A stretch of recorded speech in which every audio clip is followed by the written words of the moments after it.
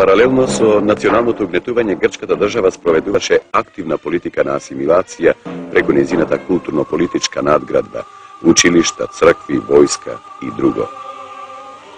Поради притисокот на меѓународната прогресивна јавност и на Друштвото на народите, Грчкото министерство за просвета задолжи една комисија составена од Папа Захарију, Сајачи и Лазару да изработи буквар за македонските деца.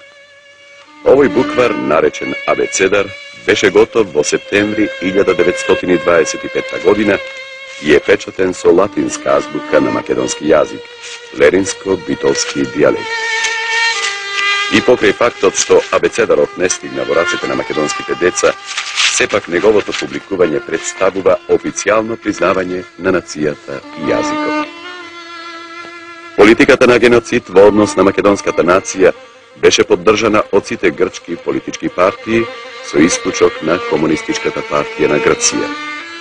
Таа под влијание на македонската историска реалност во 1931 година ја отфрли теоријата дека македонскиот народ е создаден од грци, срби и бугари и ја призна македонската нација.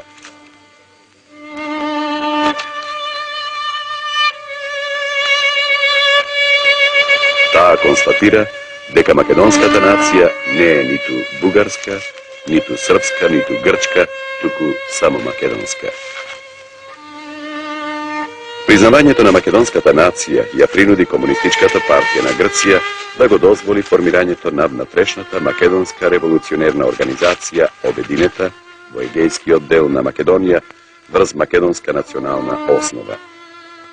Појавата на внатрешната македонска револуционерна организација Обединета во егејскиот дел на Македонија е примена со големо воодушевување, како резултат на што се формираа 17 организации со вкупно 900 членови.